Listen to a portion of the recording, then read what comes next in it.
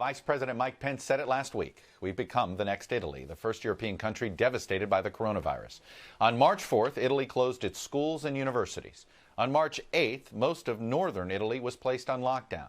And one day later, the lockdown was extended to the entire country, something we have not done yet here. Did it work? Since its number of new cases peaked on March 21st, Italy has seen an unsteady but a decline nonetheless of new cases. So what can we in the United States learn from Italy's experience? Joining me now is Italy's Prime Minister, Giuseppe Conte. Mr. Prime Minister, welcome to Meet the Press. And let me simply start by asking how you and your citizens and your own loved ones are handling all this. This has been a very trying time. I know you just lost a bodyguard to this deadly virus. Unfortunately, it was a terrible news. But let me say one thing first. We are suffering very much. More than 15,000 Italian lives lost to their dear ones, to our society, to our nation. It's a devastating pain. And in these difficult times, I can openly say that America and President Trump once more have proven to be Italy's true and loyal friends. I want to thank President Trump, who immediately made us feel his support, his presence. And I'm very grateful to American people for this.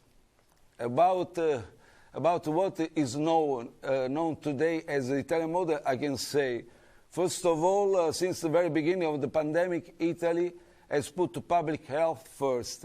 And for this reason, we have adopted very strict measures that you mentioned, and adjusted them to the evolution of the infection.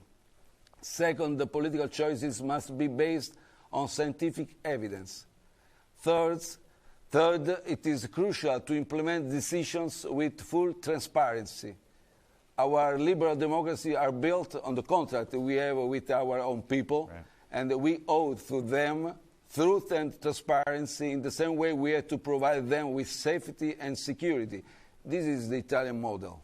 Do you believe, given what we've seen, and it looks like you have flattened your curve, do you believe that you have flattened the curve because of these tough measures you've taken?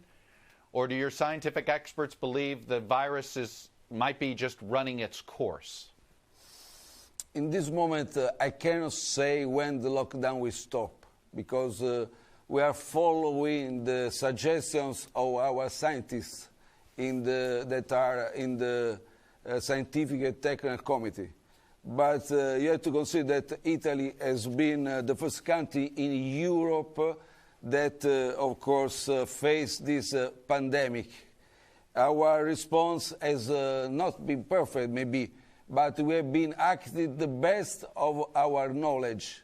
Today I see that our model is implemented by the countries, and its validity has been acknowledged by the WHO. And the results so far indicate that we are on the right path. Therefore, the most important message to give to our citizens is stay home as much as possible. Do not go out. And if you must leave your home, for example, to go to work or to buy food, always respect all safety rules. We are asking our people a great sacrifice. I'm aware of it, but it is the only way to defeat the pandemic altogether.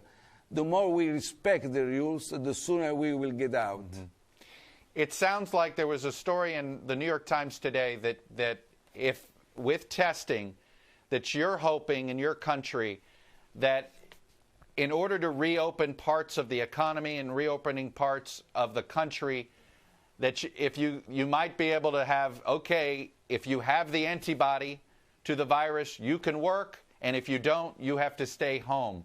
Do you think that is in Italy's future? We will work for that, but in this moment we are all in the same battle. We are fighting the same powerful and invisible enemy.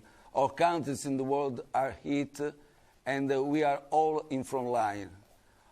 If an outpost withdraws, the virus will spread again, and our efforts and sacrifice would be in vain.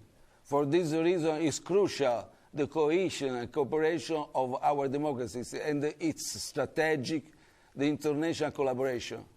And it's strategic also that all conflicts around the world should stop. Italy strongly supports the appeal made by the Secretary General of the United Nations for a global ceasefire.